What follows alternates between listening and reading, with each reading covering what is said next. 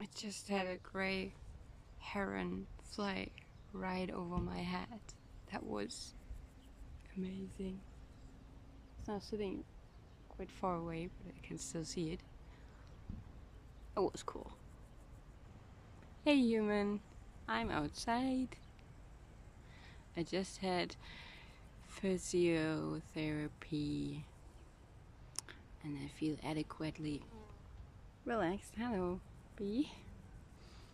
And I'm thinking about curiosity and also about wondering about all the crazy and awesome things that happen in this world. We had this a lot as children. We looked at everything in wonder and like, oh wow, this is crazy cool. But many people forget about that when they get older, and I think that's kind of sad. I'm sitting here listening to the birds and watching the bees and bumblebees feed on the flowers, hearing the grasshoppers scratching their butts.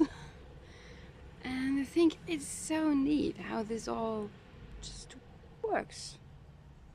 How there is this super complex world just beside me, and I know very little about it except for the noises it makes and for the occasional bumblebee taking off, finding a new flower to stuff their noses into.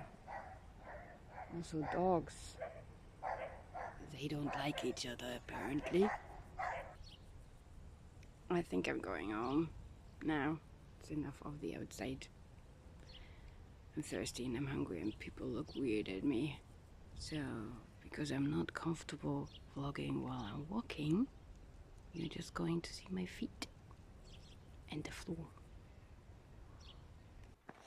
Voice over Yummy here, and future Yummy, and also past Yummy. There's a lot of point of views to consider here, actually.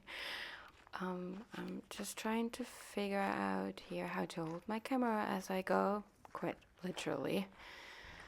And there is a slug. Yay! While I'm watching this, I'm noticing I look as if I'm marching, which I'm not. This point of view is very, very strange, very disconcerting. Weird. In any case, I was talking about the wonder of everything, probably. That also includes how it looks when I walk, when I just look down.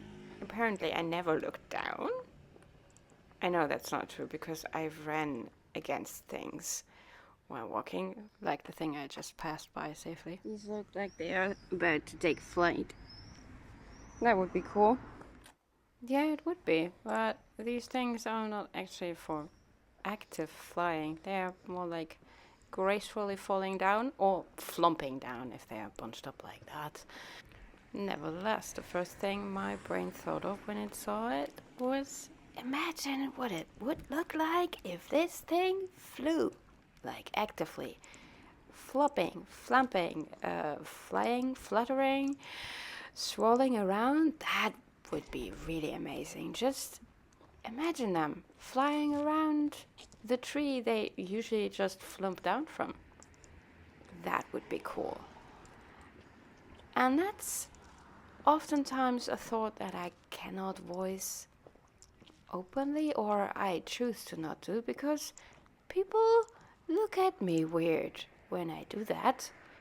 Though they wouldn't look weird at children if they just dreamed away things. I mean, there are people who look weird at children when they just go off into Fantasyland and will correct them and tell them how things actually work. And yeah, that's a thing, to teach children how the work actually works. But also, can't we just keep dreaming a little bit and like keep that? Just now there was a guy with a shirt saying "Good Wives," And yeah, I agree. The thing about good vibes is that you have to be a little bit ignorant of, like, reality, of the bad things that are happening in the world, but also life is quite complex and that can be scary sometimes. So to stay in a chill mood, we need to, like, retain some wonder.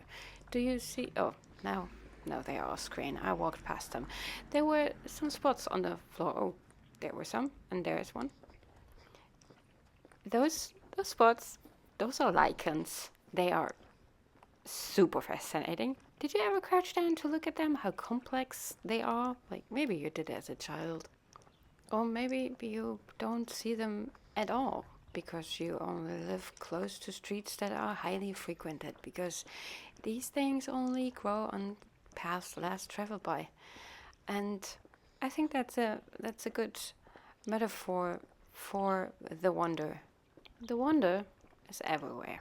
It's on the asphalt, it's in a patch of dirt, it's in the sky.